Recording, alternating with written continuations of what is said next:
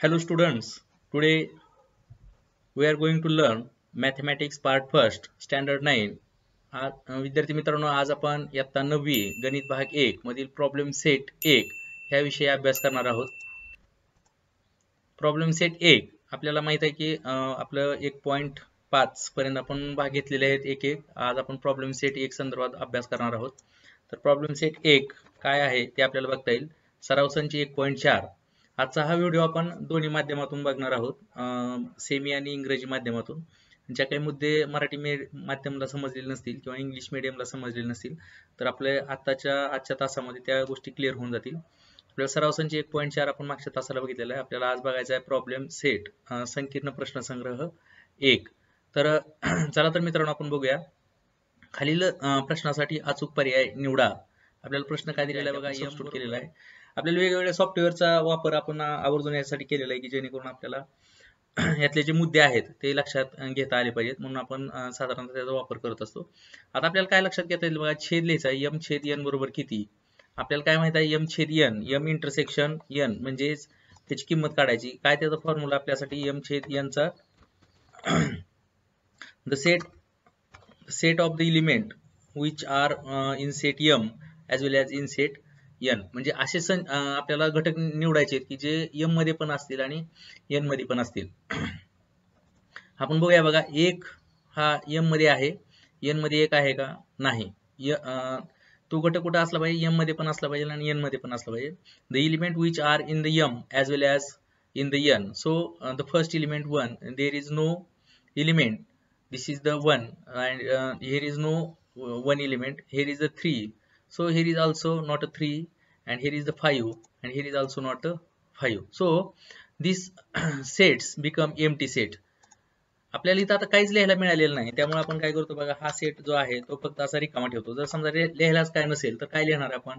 आपल्याला दोन्हीतले सारखे घटक लिहायचे होते, आपल्याला काही सारखे घटक मिळत नाहीत, तरी पण आपल्याला इंटरसेक्शन लिहावं लागेल, छेद लिहावा लागेल, आणि तो काय मिळेल आपला एम्प्टी सेट मिळेल. नल आपण त्याला नल सेट असं पण म्हणतो. आपल्याला जर हा आकृतीनं दाखवा असं म्हणलेलं असेल तरी पण आपल्याला आकृतीनं दाखवता येईल. रिक्त संच हा सेट आपल्याला आपण m घेतलेला आहे.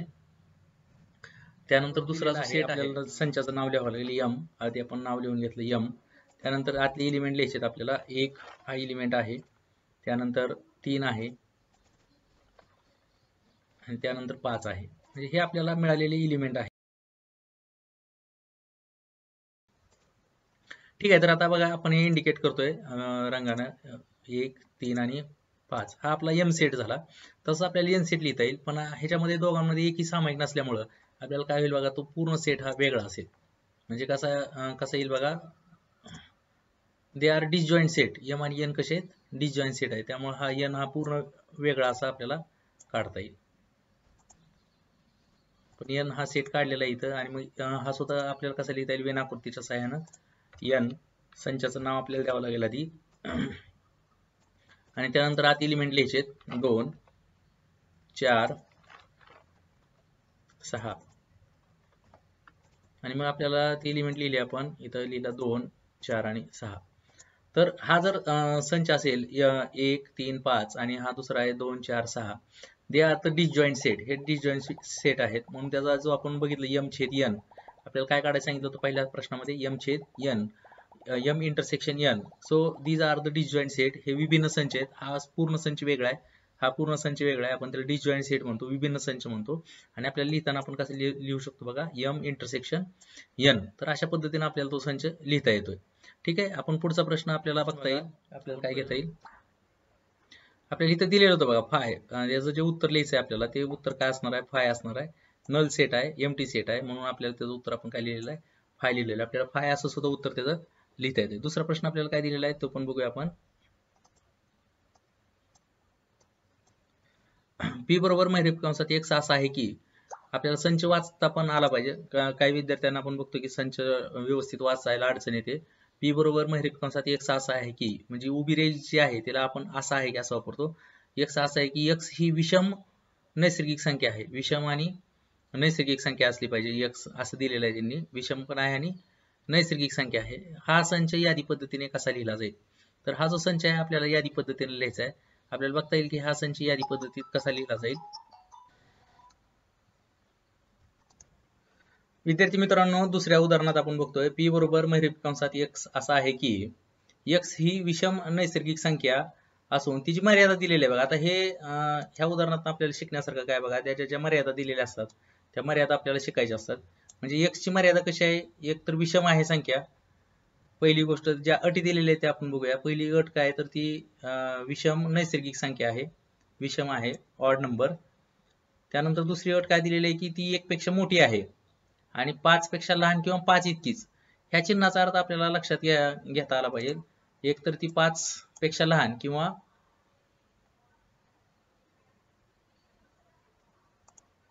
5 इतकीच. आता इथं काय म्हणतं आपल्याला 5 पेक्षा लहान किंवा 5 इतकी, आणि असताना ती कशी आहे, विषम नैसर्गिक संख्या आहे. तर हा संच यादी पद्धतीने कसा लिहिता येईल. आता दिलेला जो संच आहे तो कसा संच दिलेला आहे, गुणधर्म पद्धतीत दिलेला आहे आणि तो आपल्याला यादी पद्धतीत लिहायचा आहे. आपण बघूया बघा इंग्लिश मीडियम मधनं सुद्धा. P is equal to in curly bracket x such that x is an odd number. This is the odd number they have been given us. This is the first condition and x has the limit. What is the limit of the odd number? Odd natural number. Odd natural number. That the x is greater than 1. X must be greater than 1 and less than or equal to. It means less than and equal to. Both signs it has been given and we are read as x is greater than 1 and less than or equal to 5. So how to write this set in roster form? So what they had say us how we can write it in the roster form or listing method, whatever. Let us write it on the word page. So we have been written this example in the word page and just we write the set in the listing method. P is equal to in curly bracket the condition. Let us see what are the conditions. This is the main thing, that x is greater than 1, x is greater than 1 and x is a natural number. So which is the first odd number? 1 is the first odd number and which is the second odd number? 3. So 1, 3, 5, 7, these are the odd number. But what is the condition here? X is greater than 1. So we can't take x 1 in our set. So first natural odd number which is greater than 1 is 3. Then we can write 5 and the limit completed. Limit is ending, that's the less than or equal to. When here is sign less than or equal to, so we can take the 5 also. If there is a sign less than or equal to, we can take a 5 also.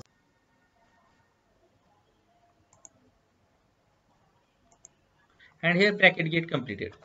So P is equal to in curly bracket 3 comma 5. In this example we are not solving the problem set as well as we are revising our chapter number 1. So we can say in Marathi P बरोबर महिरपी कंसात x असा आहे की x ही विषम नैसर्गिक संख्या आहे आणि x ची मर्यादा 1 पेक्षा मोठी आणि 5 पेक्षा लहान किंवा 5 इतकी. म्हणजे इथं 5 घेतलं तरी चालणार आहे. आपण ह्या ज्या विषम संख्या आहेत त्या लिहिल्या बघा, 1, 3, 5, 7 ह्या विषम संख्या साधारणतः आहेत, पण आपल्याला काय सांगितलं, x ची जी मर्यादा आहे ती 1 पेक्षा मोठी असली पाहिजे, म्हणून 1 आपल्याला घेता येणार नाही. One is exceptional. आपल्याला 1 ही संख्या घेता येणार नाही. काय घेता येणार नाही तर त्यांनी सांगितलं की x ही 1 पेक्षा मोठी असलेली विषम नैसर्गिक संख्या पाहिजे. 1 पेक्षा मोठी पाहिजे, विषम पाहिजे आणि नैसर्गिक पाहिजे. म्हणून आपल्याला पहिली संख्या 3 घेता आली. इथं आपण पहिली संख्या 3 घेतलेली आहे आणि दुसरी संख्या 5 घेता आली. का 5 घेता आली तर अपर लिमिट म्हणजे वरचं जी मर्यादा आहे जास्तीत जास्त कुठे घेऊ शकतो आपण, 5 किंवा 5 पेक्षा कमी 5 घेता येईल आपल्याला, म्हणून आपण काय लिहिलं 3,5 आणि आपला हा दुसरा सेट पूर्ण झाला.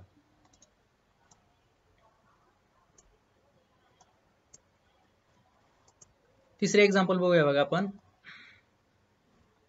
What is our third example? Let us C.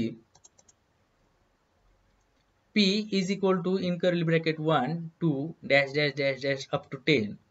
What type of the set P is? Now this is a simple set. P बरोबर महिरपी कंसात 1, 2, डॅश डॅश डॅश 10 हा कोणत्या प्रकारचा संच आहे? हा कोणत्या प्रकारचा संच आहे? आपण संचाचे 4 प्रकार बघितलेले होते. पहिला प्रकार होता शांत संच, दुसरा होता अनंत संच, तिसरा होता रिक्त संच आणि एक घटक संच. इथं आता एक घटक संच दिलेला नाही, सिंगलटन सेट. म्हणजे साधारणतः 4 प्रकार होते, त्यातला कुठला आहे हा संच बघायचा आपल्याला. आपण एक घटक संच म्हणलं तर काय होतं, त्याच्यात फक्त एकच घटक होता. म्हणजे ह्यात एक घटक आहे का, तर नाही. 1 2 3 4 5 6 7 8 9 10. म्हणजे याचा अर्थ डॅश डॅश डॅश आहे, याचा अर्थ काय, इथं 3 आहे, 4 5 6 7 8 आणि 9 असे घटक आहेत. मग आपल्याला काय लिहिता येईल बघा, एक घटक आहे का त्याच्यात, नाही. पहिला ऑप्शन आपला झाला. आता ऑलरेडी इथं दिलेलं नाही, रिक्त संच. रिक्त म्हणजे रिकामा. हा रिकामा आहे का, म्हणजे ह्याच्यात काहीच नसेल तर हा रिक्त होईल. अनंत संच म्हणजे काय, ह्या संचाची यादी केली असता ती कधी संपत नाही. When we are making the list of this set, the list does not completed. List कधीच संपत नाही, अशा संचाला आपण अनंत संच म्हणलेला आहे. आणि हा कसा आहे, शांत संच आहे. म्हणजे शांत संच कशा काय सांगितलेलं आपण, दिलेल्या घटकांची यादी केली असता ती कधी ना कधी संपते, अशा संचाला आपण शांत संच असं म्हणलेलं आहे. आणि ह्याची यादी कधी संपलेली आहे, 10 वर बरोबर संपलेली आहे. म्हणून आपल्याला काय सांगता येईल बघा, की हा जो दिलेला संच आहे तो संच कोणत्या प्रकारचा आहे, शांत संच आहे. फायनाईट सेट आपण त्याला काय म्हणत असतो, फायनाईट सेट असं म्हणत असतो. आपल्याला लक्षात घेता येईल बघा, हा सेट आपल्याला कसं सांगता येईल, फायनाईट सेट आहे असं सांगता येईल, शांत संच. त्यानंतर m union n is equal to in curly bracket 1 2 3 4 5 6 and m is equal to 1 2 4, then which of the following represent n. जर m संयोग n, m आणि n चा संयोग दिलेला आहे, m संयोग संच n बरोबर 1 2 3 4 5 6 आणि m बरोबर 1 2 4 दिलेला आहे, तर खालीलपैकी n संच कोणता. आता हे अतिशय इंटरेस्टिंग उदाहरण आहे बघा. हा संच आपण वर्ड पेज वर घेऊया आणि बघूया आपल्याला खालीलपैकी कोणतं योग्य उत्तर आहे. आपल्याला काय दिलेलं आहे, m संयोग n बरोबर 1 2 3 4 5 6 आणि m बरोबर 1 2 आणि 4 दिलेला आहे. आता m संचामध्ये काय दिलेलं आहे बघा, m संच जर आपण बघितला तर 1 आहे यातलं संयोग मधलं, 2 आहे, त्यानंतर 4 आहे. हे घटक आहेत. म्हणजे n मध्ये कमीत कमी कुठले घटक असले पाहिजेत बघा, ते शोधायचे आपल्याला. आता n आपल्याला संच शोधायचा आहे, म्हणजे n मध्ये कमीत कमी कुठले असले पाहिजेत. पहिला घटक कुठला येईल बघा आपला, 3 असला पाहिजे, 5 असला पाहिजे आणि 6 असला पाहिजे. कमीत कमी 3 5 6 हे घटक असलेले आपल्याला कुठला पण संच असेल तर आपल्याला तो संच n आहे असं सांगता येईल. म्हणजे त्याच्यामध्ये काय असलं पाहिजे, कंपल्सरी 3 5 आणि 6. आणि हे असल्यानंतर पुन्हा जरी समजा 1 असेल, पुन्हा 1 असेल तरी चालेल, 2 असेल तरी चालेल, 4 असेल तरी चालेल. पण आपल्याला मिनिमम म्हणजे कमीत कमी कुठले 3 घटक पाहिजेत, एक 3 पाहिजे, दुसरा 5 पाहिजे आणि तिसरा 6 पाहिजे. मग ह्यात आपल्याला बघता येईल, पहिल्या ह्याच्यामध्ये 3 5 6 आहे का, 3 5 6 नाही, म्हणजे हा n संच असू शकणार नाही. ह्याच्यामध्ये आहे का दुसऱ्या ह्याच्यात, ह्यात 3 आहे का, आहे, 5 आहे का, आहे, 6 आहे का, आहे, प्लस ह्याच्यापैकी एखादा घटक असला तरी चालतोय, म्हणजे हा आपला n संच असू शकतो.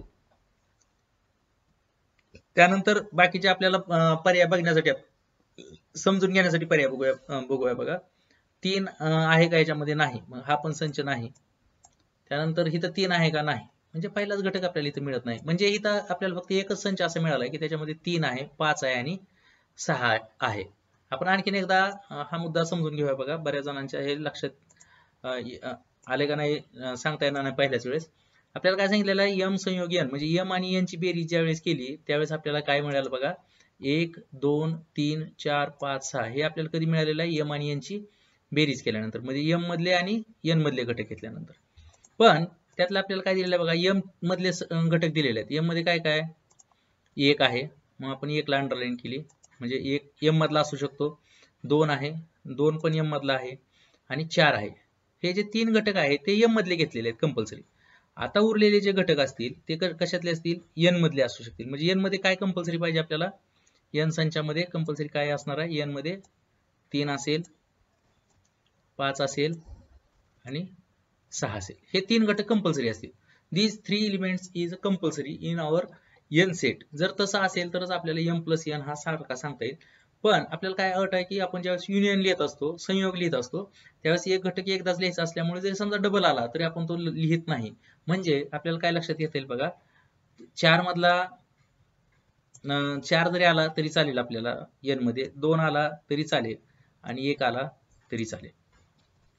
म्हणजे आपल्याला n सेट कसा सांगता येईल बघा, आता ह्यातनं जर n सेट असेल तर त्याला कंपल्सरी काय असलं पाहिजे, n सेट मध्ये 3 5 आणि 6. इथं 3 आहे का शोधायचं. आता हे जे घटक आहेत ते सगळे तिन्ही घटक आहेत का बघायचं.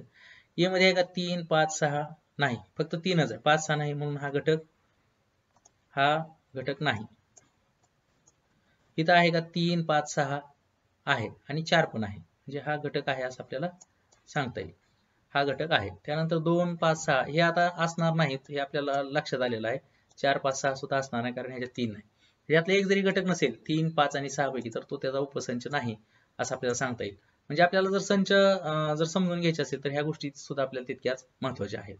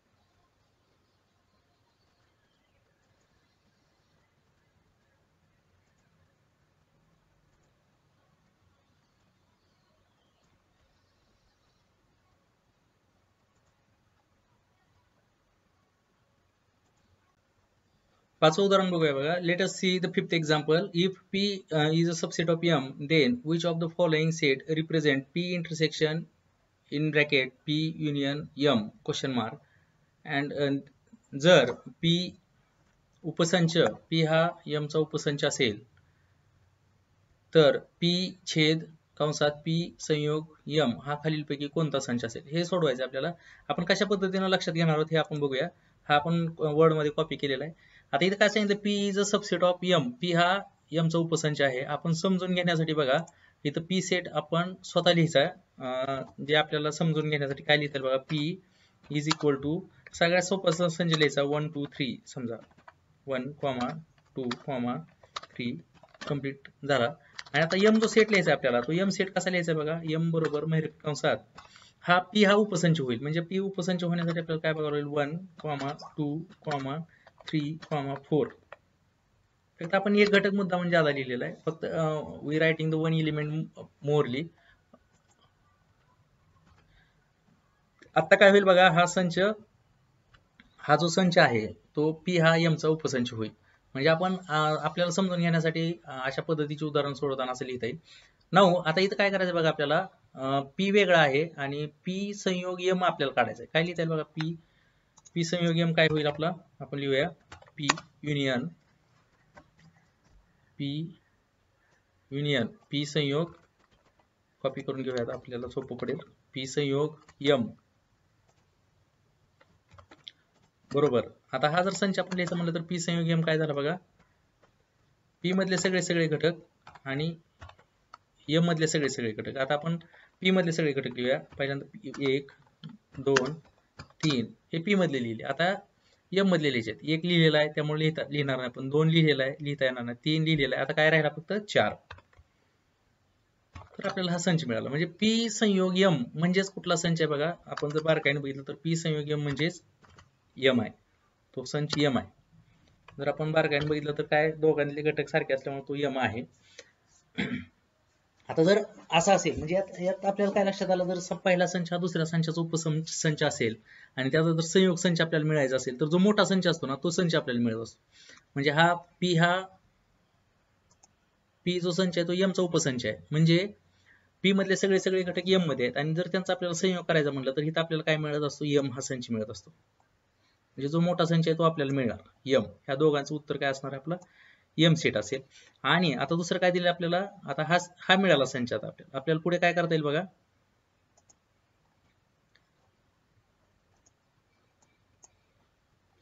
आता ह्या दोघात काय करायचं आपल्याला, P छेद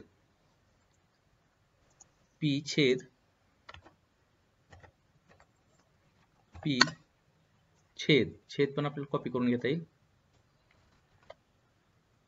वर्ड मध्ये सगळ्याच गोष्टी आहेत, फक्त आपल्याला त्या शोधता आल्या पाहिजेत. सॉरी युनियन आलेलं आहे, इथं छेद होतो पुस्तकात. आपण बघूया, छेद आहे इथं, आपण संयोग झालाय. ठीक आहे, दुरुस्त करूया आपण. इथं जो आहे तो छेद आहे, इंटरसेक्शन आहे चिन्ह. we can use the intersection symbol here.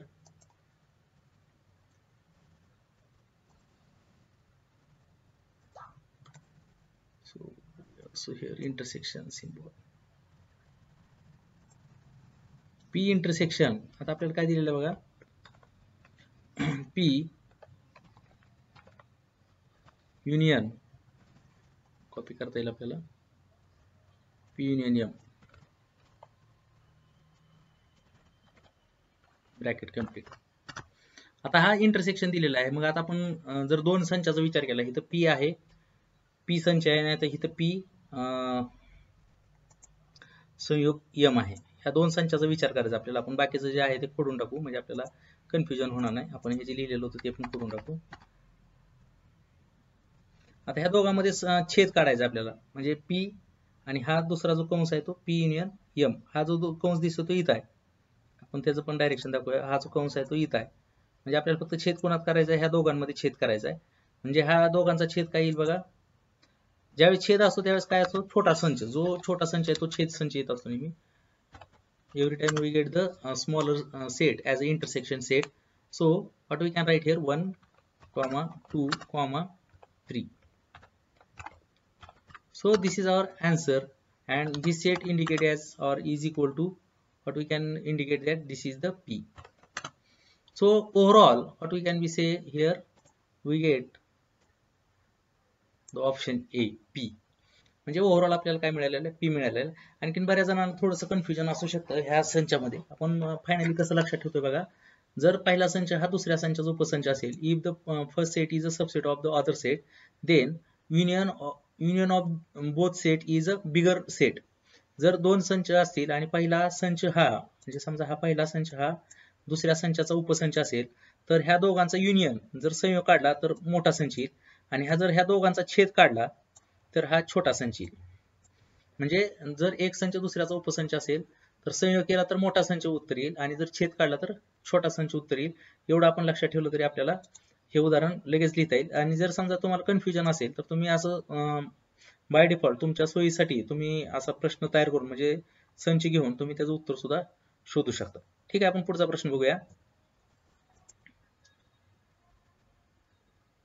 खालील पैकी कोणता संच रिक्त संच आहे, ह्याचं आपल्याला उत्तर द्यायचं. खालील पैकी कोणता संच रिक्त संच आहे, हा आपल्याला इथं सुद्धा समजून घेता येईल. समांतर रेषांच्या छेदनबिंदूचा संच. आता आपल्याला इथं डेफिनेशन माहिती असणं आवश्यक आहे. समांतर रेषा आपण कशाला म्हणलेलं आहे, समांतर रेषा बघा, ज्या एकाच प्रतलात असणाऱ्या परंतु एकमेकींना कधीही न छेदणाऱ्या रेषांना आपण समांतर रेषा असं म्हणत असतो. The lines which lies in a same plane do not intersect each other are called the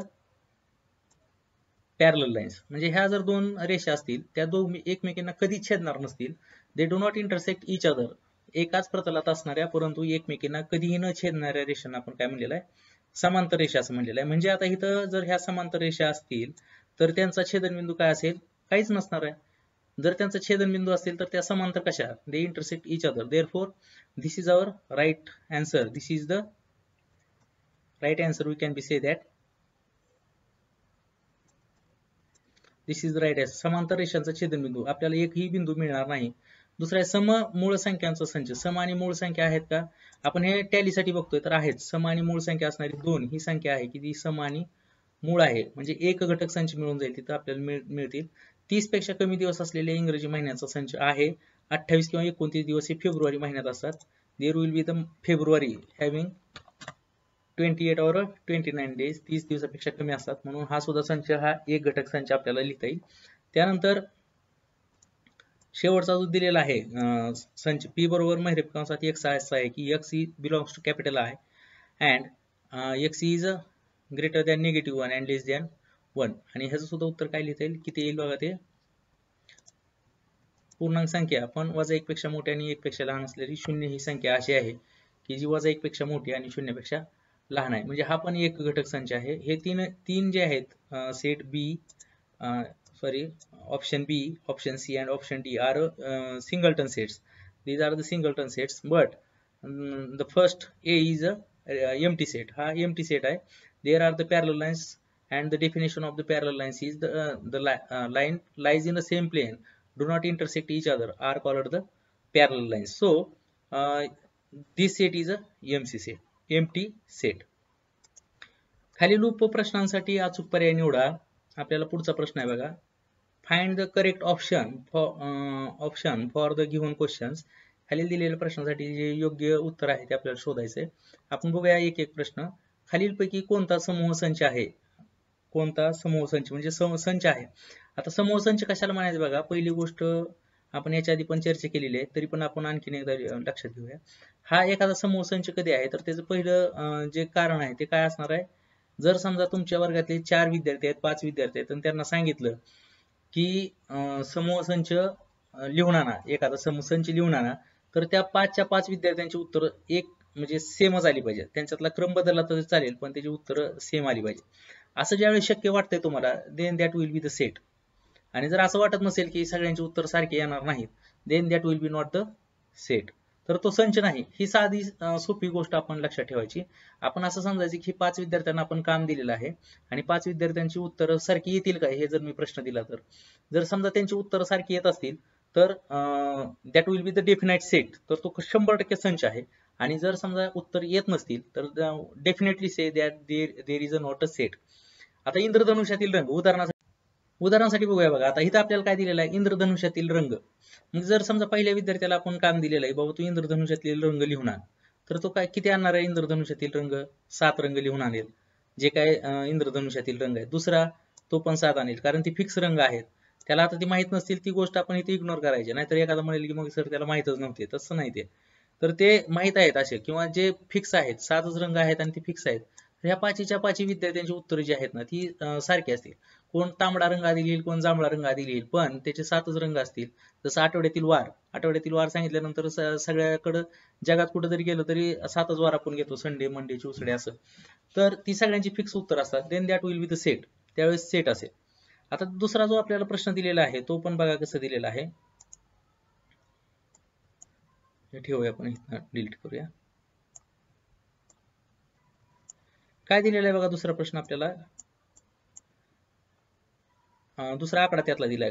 कुठला खालील उपप्रश्नासाठी अचूक पर्याय निवडा. खालीलपैकी कोणता समूह संच आहे? तर इंद्रधनुष्यातील रंग हा परफेक्ट समूह संच आहे, त्यात काय वाद नाही. म्हणजे याचा अर्थ उरलेले 3 संच समूह संच नसणार आहेत, हे तितकंच खरं आहे. पण तरी पण आपण एकदा टॅली करूया की नेमकी त्याची उत्तर कशी आपल्याला किंवा का नाहीत ते. म्हणजे आपण उत्तर बघताना एखादा प्रश्न का आहे हे पण जसं कळतं, तसं एखादं उत्तर का नाही हे जर आपल्याला समजलं तर आपलं ते उत्तर पक्क होत असतं. शाळेतील आवारातील उंच झाडे. आता इथं ज्यावेळेस शाळेतील आवारातील उंच झाडे आहेत, आपण आपल्या ज्यावेळेस आपण रेग्युलर शिकवतो त्यावेळेस पण सांगितलेलं होतं, जर उंच, हुशार, सोपी, अवघड असं ज्यावेळेस विशेषण लागेल ना एखाद्या काउंटिंगला, म्हणजे मोज संख्येला, तर त्यावेळेस ते संच नसतात. कारण उंच झाडं, आता उंच कसं ठरवणार? आता सूचिपर्णी वृक्ष विषुववृत्तावर किती मोठे आलेले असतात, ती उंची धरायची का आपल्याकडे असलेली अशोकाची झाड आहेत ती उंची धरायची, का आपल्या बोरीची झाडं धरायची ती धरायची उंची? म्हणजे इथं प्रत्येकाची उंचीचं जे प्रमाण आहे किंवा जी व्याख्या आहे ती वेगवेगळी आहे. म्हणजे आपण जर उंची असं धरायचंच म्हणलं तर आपण उंची असं स्पष्ट धरू शकत नाही की कोण उंच आहे. मग सूचिपर्णी वृक्षाची जर तुलनेनं बघितलं तर आपल्या शाळेपाशी एक पण झाडे मिळायचं नाही. किंवा एखाद्या विद्यार्थ्याला वाटेल की नाही शाळेच्या परिसरातलीच उंच झाडं बघायची, मग त्यातली सुद्धा परिसरातली उंच झाडं बघत असताना आपल्याला काय लक्षात येतील बघा, प्रत्येकाची डेफिनेशन वेगळी असेल. जर समजा एखादा जास्त झाडाच्या भागात गेला असेल तर त्याची उंच झाडं वेगळी असतील. एखादा दुसऱ्या साईडच्या बाजूला गेलेला असेल शाळेच्या दुसऱ्या भागात, तिथं झाडं कमी प्रमाणात असेल तर ते साध्या झाडाला सुद्धा उंच झाडं म्हणू शकतात. त्या तुलनेनं कम्पॅरेटिव्हली आहे ही गोष्ट. उंच, श्रीमंत, गरीब, सोपी, अवघड प्रत्येकाचं कम्पॅरिझन आहे. गावातील श्रीमंत लोक आपण ते सुद्धा बघितलं होतं. इथं सुद्धा काय गावातील लोक असं नाही, गावातील श्रीमंत लोक ते आपल्याला डिफाईन करता येत नाही. कारण आपल्याला सुद्धा माहित आहे की कितीतरी श्रीमंत असलं तरी त्याच्याकडे पिवळं रेशन कार्ड असतं. त्यामुळे आपण श्रीमंत लोक कसं ठरवणार हा फार अवघड प्रश्न असतो. आपण नाही ते आयडेंटिफाय करू शकत. म्हणजे तिथे ज्यावेळेस आपल्याला विशेषण लागलेलं आहे त्यावेळेस आपण ते संचमध्ये काउंट करू शकत नाही. आणि सोपी पुस्तकातील सोपी उदाहरणे, इझी एक्झाम्पल्स. आता इथं सुद्धा आपल्याला काय सोपी आणि अवघड, जर एखाद्या विद्यार्थ्याला एखादं उदाहरण सोपं वाटत असेल तर बाय डिफॉल्ट म्हणजे दुसऱ्याला तरी सोपं वाटावं असं काय तिथं बंधन नाही. एखाद्या विद्यार्थ्याला ते उदाहरण अवघड सुद्धा वाटू शकतं. म्हणजे व्यक्तिपरत्वे किंवा स्थानपरत्वे ह्याची उत्तर वेगवेगळी असू शकतात. त्यामुळं हे काय संच असू शकणार नाहीत. म्हणजे हे संच नाहीत, फक्त इथे एकच संच आहे, तो म्हणजे कुठला? इंद्रधनुष्यातील रंग हा एकमेव संच आहे. आपल्याला तो भाग लक्षात घेता येईल. हा एकच संच आहे. एन छेद डब्ल्यू हा संच खालीलपैकी कोणता? आता इथं आपण काय बघितलं होतं? N is a set of natural numbers. N हा सेट कशासाठी आहे? नैसर्गिक संख्येसाठी आहे. म्हणजे आपण जर तो सेट लिहायचा म्हणलं तर एन इथं लिहूया. आपण थोडं वर लिहितोय मी. एन बरोबर महिरपी कंसात natural number 1, 2, 3, dash dash dash dash dash comma completed. आणि डब्ल्यू बरोबर काय लिहिता येईल बघा आपल्याला? डब्ल्यू इज इक्वल टू, हे संच आपण लक्षात ठेवायचे. N W I R P.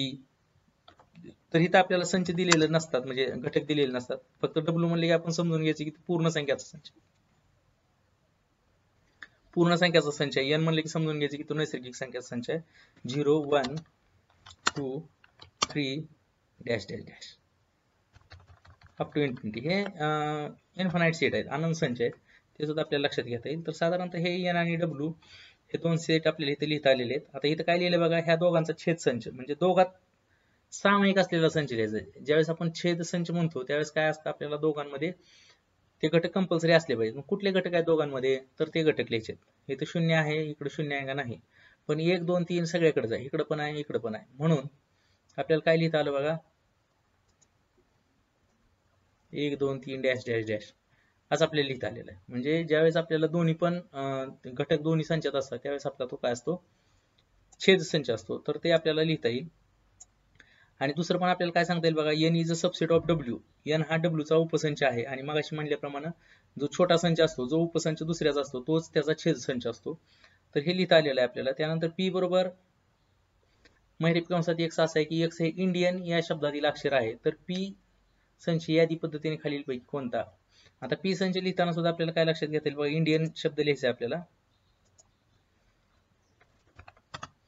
P बरोबर आपण पहिल्यांदा काय लिहायचं? एक घटक एकदाच लिहायचा आहे आपल्याला. पहिल्यांदा काय लिहिणार? I N D. आता इंडियन मधलं आय डी एन डी झालं, पुन्हा आय अजून एकदा येते, पण आपण ऑलरेडी आय लिहिलेला आहे.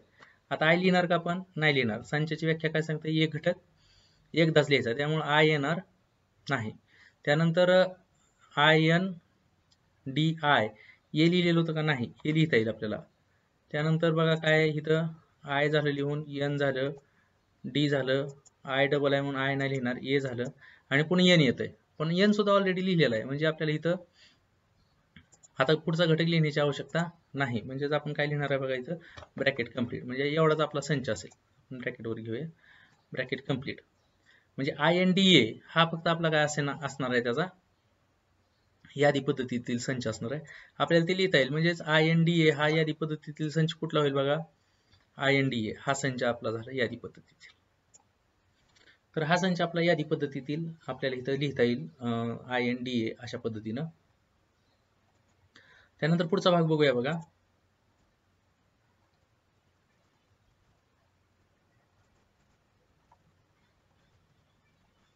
जर टी बरोबर महिरपी कंसात 1, 2, 3, 4, 5 if T is equal to in curly bracket 1, 2, 3, 4, 5 and m is equal to 3, 4, 7, 8 then what is the t union m? जर t संयोग m काय असेल? आता हे सुद्धा लिहिताना आपण अतिशय सोपी गोष्ट लक्षात ठेवणार आहे. ज्यावेळेस पण आपल्याला युनियन लिहायचा असतो त्यावेळेस आपण कसं लिहिणार आहे बघा? थोडंसं लक्ष द्या. आपण इथं लिहिलं तर आपल्याला वेळ पण वाचेल आणि समजून पण घेता येईल. इथं आपण संच लिहिला की T union M. T union M is equal to, थोडं अक्षर लहान येते, आपण मोठ्या अक्षरात लिहूया. वर लिहितो फक्त मी एवढंच. इथं समजून घ्या. इथं जरी दुसरा प्रश्न असला तरी आपण हे सोडवतोय, हे फक्त लक्षात येऊ द्या, म्हणजे आपल्याला काय अडचण येणार नाही. T union M is equal to in curly bracket. आता संयोग लिहिताना सगळ्यात सोपं काय असतं? तर टी मधले सगळे घटक आधी लिहून काढायचे.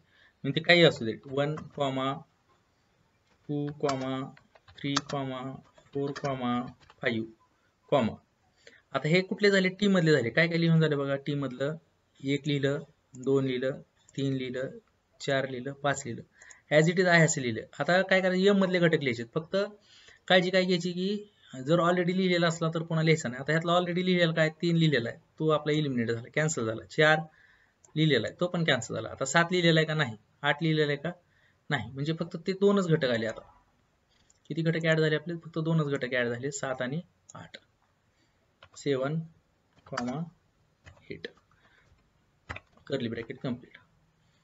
म्हणजे अशा पद्धतीने आपल्याला काय झालं बघा? टी संयोग यम लिहिता आला. म्हणजे सगळ्यात आपल्याला सोपं लक्षात घ्यायचं की जर संयोग लिहायचा असेल तर आपण कसं लिहिणार आहोत? पहिल्यांदा जो संच दिलेला आहे ते जे आहे असे सगळे घटक लिहायचे आणि मग दुसऱ्या संचातले जे राहिलेले घटक आहेत ते उरलेले घटक लिहायचे. तर आपल्याला काय मिळेल? टी संयोग यम मिळेल. ठीक आहे.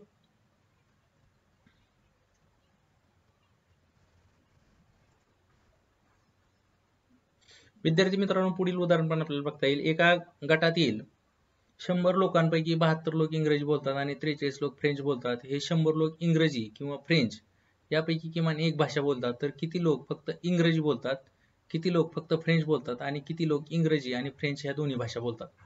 तर साधारणतः हा आपल्याला प्रश्न दिलेला आहे. आपण प्रश्न समजून घेऊया. वर घेऊया लगेच हा प्रश्न. एका गटातील 100 लोकांपैकी 72 लोक इंग्रजी बोलतात. म्हणजे आपल्याला पहिलं विधान काय लिहिता येईल बघा?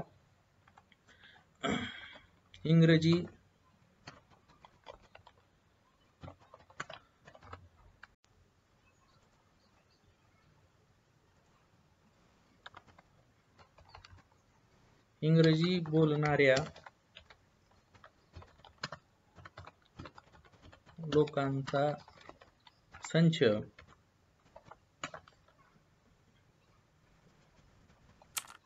ए मानू.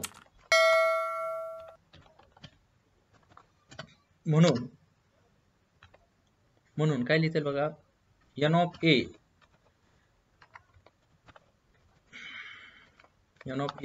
बरोबर किती आहेत इंग्रजी बोलणारे? 72 लोक असे आहेत की ते इंग्रजी बोलतात, म्हणून एन ऑफ ए बरोबर 72. तसंच आपल्याला काय आहे बघा? 43 लोक फ्रेंच बोलतात. 43 लोक फ्रेंच बोलतात. आपण कॉपी करून घेऊया म्हणजे लक्षात घेता येईल आपल्याला. फ्रेंच बोलणारे आहेत, फक्त इंग्रजी जागी आता फ्रेंच करता येईल आपल्याला.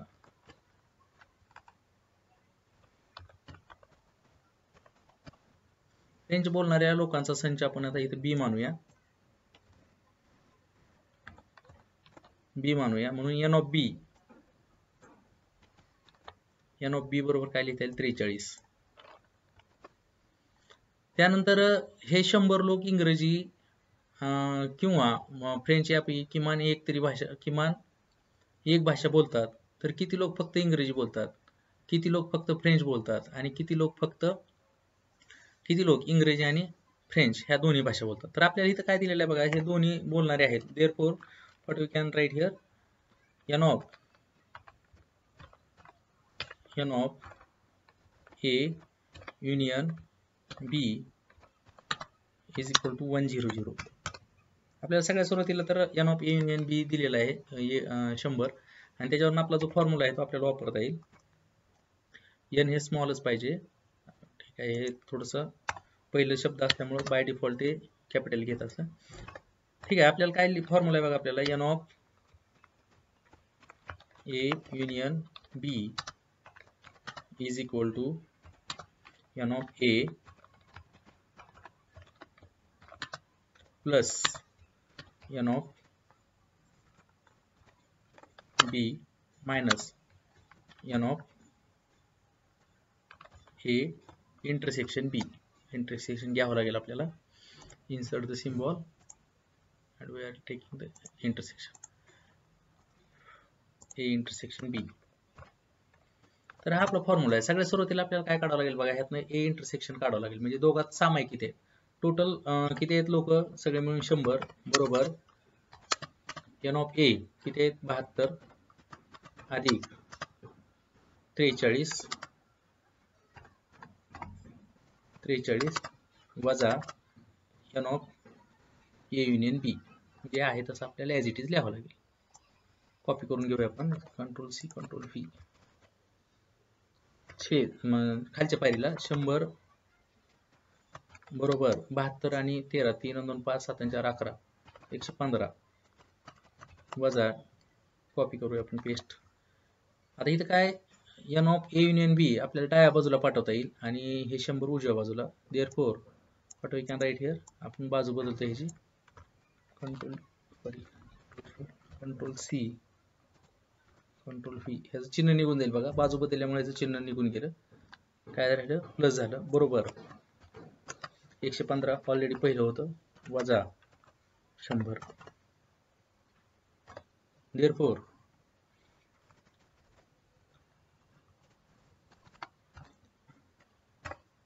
एन ऑफ ए छेद बी बरोबर 15. 100 वजा 15 15. म्हणजे जर आपण वेन आकृती काढली असती तर आपल्याला दोघात म्हणजे किती मिळाले असते, 15 मिळाले असते. म्हणजे फक्त आता इंग्रजी बोलणारे कसे काय मिळतील आपल्याला, म्हणून फक्त इंग्रजी बोलणारे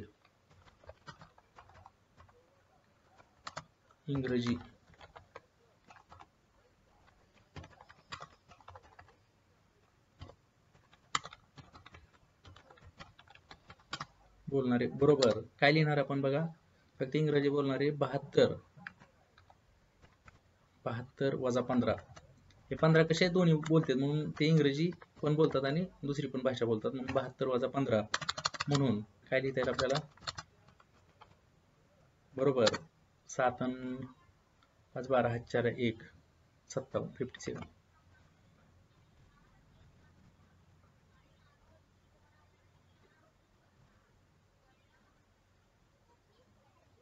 57. तर ठीक आहे. 72 7 5 12. तसंच आपल्याला फक्त फ्रेंच बोलणारे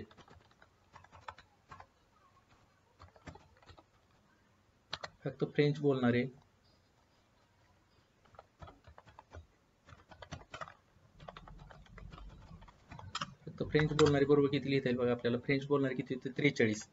त्यातून पण किती वजा करता येईल आपल्याला 15, कारण 15 हे दोन्हीकडे बोलणार आहेत, फक्त फ्रेंच बोलणार आहेत. 43 वजा 15 बरोबर काय लिहिता येईल बघा, बरोबर 8 5 13 4 1 28 28. तर फक्त फ्रेंच बोलणारे किती मिळतील आपल्याला, 28 मिळतील. आपल्याला प्रश्नामध्ये काय काय सांगितलेलं होतं बघा, तर किती आपण तर किती लोक फक्त इंग्रजी बोलतात मिळालेले आपल्याला, त्यानंतर फक्त किती लोक फ्रेंच बोलतात हे मिळाले, आणि किती लोक इंग्रजी आणि फ्रेंच दोन्ही भाषा बोलतात. तर हे जे तिसरा प्रश्न होता तो आधी आपल्याला सोडावा लागतो, मग आपल्याला पहिला आणि दुसरा आकडा मिळून येईल इथं. तर आपण काढलेलं बघा, किती लोक इंग्रजी बोलतात, किती फ्रेंच बोलतात आणि किती दोन्ही भाषा बोलतात. इथं काय लक्षात आलेलं आपल्याला, किती लोक इंग्रजी दोन्ही भाषा बोलणारे विद्यार्थी किती आहेत, 15. फक्त इंग्रजी बोलणारे 72 वजा 15 57, आणि फक्त फ्रेंच बोलणारे किती झाले 43 वजा 15 म्हणजे 28. हेच जर आपण वेन आकृतीनं काढायचं म्हणलं तरी पण आपल्याला इथं काढता येणार आहे वेन आकृतीनं पण. ठीक आहे तर विद्यार्थी मित्रांनो, आज आपण सराव संच 1 प्रॅक्टिस सेट 1 हा बघितलेला आहे. आपल्याला जर हा व्हिडिओ आवडलेला असेल तर नक्की लाईक करा. आपले जर कोणी मित्र अभ्यास करणारे असतील तर त्यांना शेअर करा, आणि जर आतापर्यंत आपण चॅनलला सबस्क्राईब केलेलं नसेल तर सबस्क्राईब करा. धन्यवाद.